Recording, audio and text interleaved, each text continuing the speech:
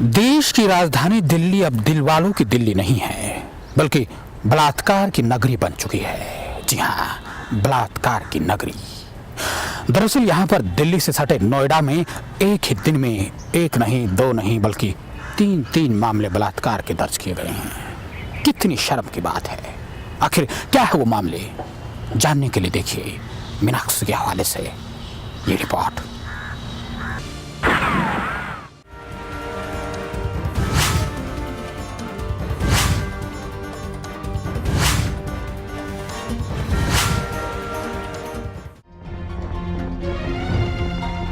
जी हाँ, ये है दिल्ली से सटे नोएडा का सेक्टर 20 का थाना क्षेत्र। ये है सेक्टर 39 का पुलिस स्टेशन और ये है नोएडा के ही सेक्टर 49 का पुलिस स्टेशन। देख रहे हैं आप तस्वीरों के जरिए नोएडा के अलग अलग सेक्टर के अलग अलग पुलिस स्टेशन को। पुलिस स्टेशन को दिखाकर हम ये नहीं दिखाना चाह रहे हैं कि यहाँ पर काम कैसे होता है, यहाँ की व्यवस्था कैसी है, बल्कि हम आपको ये बताना चाहते हैं कि राजधानी से सटे नोएडा के इन तीनों थानों में एक ही दिन में 3 अलग अलग बलात्कार के मामले दर्ज हुए हैं। जी हाँ, एक दिन में एक साथ 3 बलात्कार के मामले। दरअसल जिला हॉस्पिटल में मेडिकल कराने आई उन तीनों में से एक वही पीड़िता है जिसके साथ हैवानियत का खेल खेला गया है। पीड़िता का आरोप है कि सेक्टर 20 थाना क्षेत्र में सेक्टर 31 में रहने वाले अब्दुल्ला नाम के युवक ने उसके साथ दुष्कर्म किया। पुलिस ने पीड़िता की शिकायत पर अब्दुल्ला के खिलाफ धारा 376 और 506 का मुकदमा दर्ज कर उसको गिरफ्तार करके जेल भेज दिया है।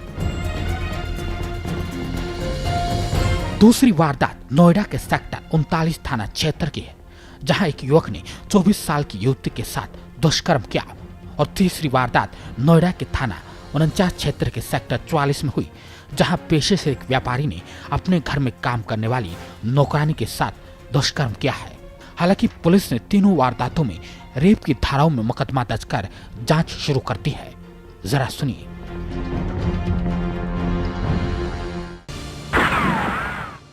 देखिए, 26 तारीख को थाना 20 के अंतर्गत एक अभियोग पंजीकृत किया गया है।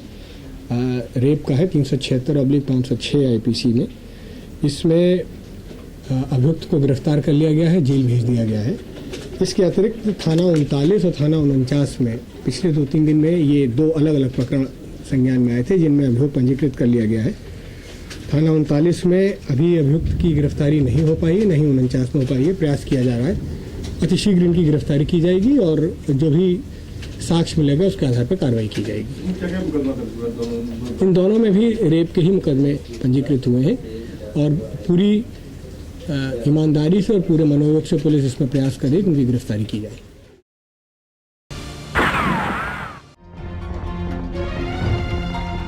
पुलिस उन हैवानों के खिलाफ क्या कार्रवाई करेगी ये तो आने वाला वक्त ही बताएगा। लेकिन क्या कारण है कि बलात्कार के मामले घटने का नाम ही नहीं ले रहे हैं? आखिर क्यों नारी कहीं भी सुरक्षित नहीं है? कभी कोई प्रेमी अपनी ही प्रेमिका की अस्मत को तार तार कर डालता है, तो कभी किसी पड़ोसी की नीयत अपने ही पड़ोस की लड़की पर खराब हो जाती है। कभी कोई व्यापारी पैसे के नशे में चूर अपने घर में काम करने वाली किसी गरीब की अस्मत पर डाका डालता है। जो भी होता है, लेकिन हर घटना में जानकार ही लड़कियों और महिलाओं की बर्बादी का कारण बनते हैं। अब सवाल यह है कि कब तक चलता रहेगा ये सब? खबर फास्ट के लिए अरविंद उत्तम के साथ मीनाक्षी की रिपोर्ट।